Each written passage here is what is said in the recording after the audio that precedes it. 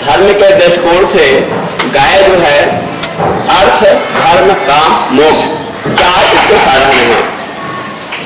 गाय जो है कोई भी हमें शुभ काम करने के पहले गाय माता याद आती है, क्योंकि बिना गाय के दूध से, गोबर से, मूत्र से, दही से बिना हमारा कोई भी धार्मिक कार्यक्रम नहीं हो सकता है। हम कोई भी धार्मिक कार्यक्रम कराने के पहले गाय के गोबर से जमीन को डुबाते हैं, तो जमीन जो है पवित्र हो जाती है। पानी से हम या निर्मल से हाथ को धोएंगे तो केवल स्वच्छ हो सकता है, लेकिन पवित्र नहीं हो सकता है। पवित्र गाय के गोबर से ही हो सकता है। यह तो हमारे धर्म कोड की दृष्टिकोण से है। काम हमारे जो है सभी प्रकार की कामनाओं की पूर्ति गाय माता करती हैं। अगर किसी स्त्री के संतान नहीं होती है तो क्या करे कि एक स्त्री के दर्शन में मिश्री लेकर के और गाय का दूध दूहे या किसी व्यक्ति से दुहा करके और उसका पान करे तो उसके संतान की भी प्राप्ति हो सकती है। और काम के दृष्टिकोण से हमें जो है अर्थ भी उससे प्राप्त होते हैं। जैसे आजकल गौमूत्र से अर्क बना करके कैंसर तक रोग ठीक हो जाते हैं। और कृषि के क्षेत्र में भी केचुआ खाद बना करके भी हमें उससे लाभ प्राप्त होता है। और हमें उजेले के लिए भी गोबर गैस के द्वारा हमें उजेला भी प्राप्त होता है। और बहुत से पंखे भी चलते हैं, टीवी भी चलते हैं, रेडियो भी चलते हैं, घड़ियां भी चलते हैं। यह गोबर से हमें प्राप्त होता है। मोक्ष हर एक आदमी की, हर एक मनुष्य का मोक्ष की इच्छा रहती है। तो जब आदमी जब इस संसार से जाता है तो गाय को दाना देता है। ऐसा लोगों का शास्त्र में कहना है कि गाय को दान देने से हमें बैतरणी में पार होने से सहायता होती है। स्वास्थ्य के दृष्टिकोण से गाय के रीढ़ की हड्डी में सूर्य की बीमारी होती है। गाय के ऊपर हाथ फैलने से भी हमारी सभी प्रकार की मनोकामना की पूर्ति होती है। गाय के रीढ़ की हड्डी में सूर्य के बीमार होने से गाय का दूध जो है पीला होता है। और यहाँ तक कि शास्त्र में बताया कि उसमें सोना भी पाया जाता है।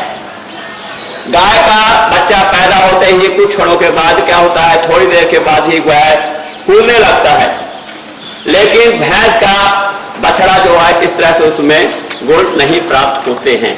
इसी सभी प्रकार की मनोकामना की पूर्ति गाय से होती है। जिस तरह से इस शरीर से अगर प्राण निकल गया तो यह शरीर किसी काम का नहीं है, उसी प्रकार हमारे समाज में अगर गाय नहीं है तो हमारा ना तो धार्मिक कार्यक्रम कोई होगा, ना अर्थ का काम होगा और ना मोक्ष की ही प्राप्त हो सकती है। बोलिए। हाँ, गाय जो है सभी प्रकार की मनोकामना की पूर्ति करती है। कोई भी व्यक्ति जो है गाय की, देसी गाय 5 परिक्रमा करेगा तो सभी प्रकार की मनोकामना की पूर्ति होती है। गाय के गोबर में छान करके और धुले हुए वस्त्र जो है पहने जाए और बिछा करके ओढ़े जाए तो उनमें कीटाणुओं का प्रवेश नहीं होता है। गाय के दूध पीने से बच्चे को जो स्मरण शक्ति होती है बड़ी तीव्र होती है।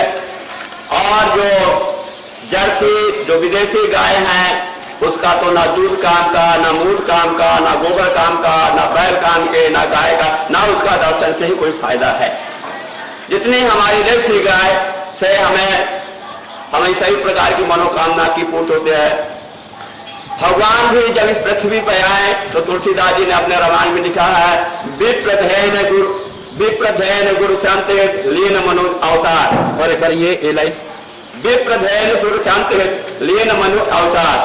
पार्वती परमात्मा मनुष्य के रूप में आकर के धर्म की, ब्राह्मण की, गाय की रक्षा करने के लिए इस भूमंडल पर आते हैं। राम कृष्ण हमारे उदाहरण, उसे 24 अवतार हैं।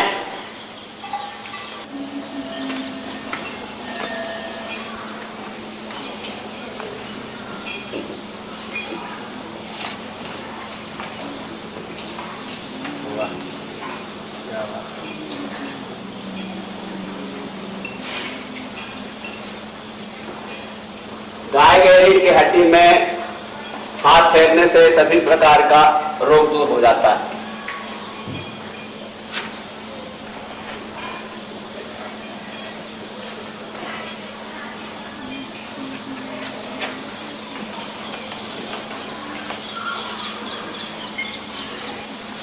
विप्रधेन सुरसंत हितलीन मनुज अवतार, निज इच्छा निज माया गुण गोपाल।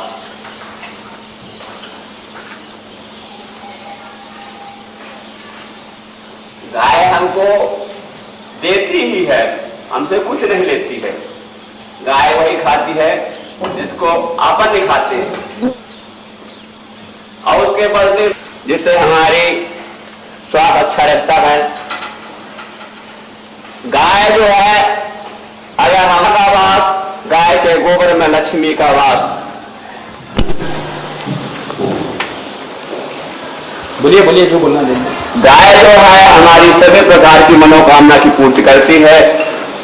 कृष्णा गाय जो है, हमारे भारत में कृष्णा गाय का विशेष स्थान दिया गया है। कृष्णा गाय का जो दूध है, एक बर्तन में मिश्री रखे और उसमें गाय का दूध निकाला जाए और उसको वहीं पर बैठ करके जो औरत पिएगी तो उसके संतान तक प्राप्त होती है। राजा दिलीप ने भी गाय को चराया है। कृष्ण भगवान भी भूमंडल पर आए और गायों को चराया है। गाय की रज लगाने से, गाय जो जिसे रास्ते से गुजरती है और उसकी जो रज होती है लगाने से भी हमारी सभी प्रकार की मनोकामना की पूर्ति होती है। सभी दृष्टिकोण से गाय हमको उपयोगी है। जिंदा रहती है तो भी और मरने के बाद भी हमारे लिए उपयोगी है।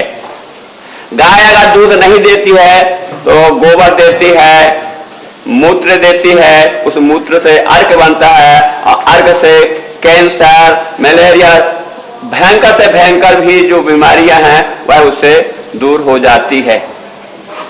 और जैविक खेती भी गाय के गोबर से होती है। जो एक आजकल यूरिया से जो खेती हो रही है उसमें हम तो यूरिया भी अपन खा रहे हैं, इसलिए हमारा जो है स्वास्थ्य बिगड़ता जाता है। इस कलिकाल में तो 3 ही ज्यादा सुखी हैं। एक तो डॉक्टर, क्योंकि लोग बीमार पड़ते हैं इसलिए डॉक्टरों का धंधा ज्यादा चलता है। दूसरे पुलिस विभाग और तीसरे वकील, क्योंकि लोग लड़ाई झगड़ा करते हैं तो पुलिस पकड़ने के लिए आती है तो लोग अग्रिम जमानत के लिए वकील को खोजते हैं। इस काल में 3 ज्यादा सुखी हैं, एक डॉक्टर, एक वकील और एक जो है पुलिस विभाग। क्योंकि हमारे धर्म शास्त्र में कहा गया है, जैसा खाओगे अन्न वैसा होगा मन, जैसा पियोगे पानी वैसे बोलोगे वाणी। इसलिए गाय के बिना हमारा जीवन माने भारतवर्ष के लोगों का जीवन अधूरा है। क्योंकि हमारे यहाँ धर्म प्रधान है, आर्थ प्रधान नहीं है, धर्म प्रधान है। और बिना धर्म के आदमी जो है जिंदा नहीं रह सकता है। इसलिए हमें जिंदा रहने के लिए गाय माता को अपने साथ रखना है। पहले के लोग जब तीर्थ में जाते थे तो गाय माता को अपने साथ में ले जाते थे, क्योंकि हर एक व्यक्ति को हवन करना पड़ता था, तो गाय का गोबर चाहिए तो कहां ढूंढेंगे, इसलिए गाय को अपने साथ में ले जाते थे। और दूध चाहिए तो गाय माता जो है भूसा चारा खा करके, पत्ते खा करके हमको दूध देती थी। उसको दूध को पका करके उसको जमाते थे, जमाने के बाद उसकी दही बनाते थे और उससे घी भी बनाते थे, इसलिए जो है नित्य हमारे होम भी होते थे। अब जब से ये गाय का महत्व भारतीय लोगों ने कम कर दिया, जब से भारत की दुर्दशा हो गई है। बच्चा पैदा होते ही 10,000 कर्जा से लदा हुआ होता है। यहाँ के जितने भी बच्चे पैदा हैं इनके ऊपर 10,000 का कर्जा है। जय श्री राम, बोलो गौ माता की जय, धरती माता की जय,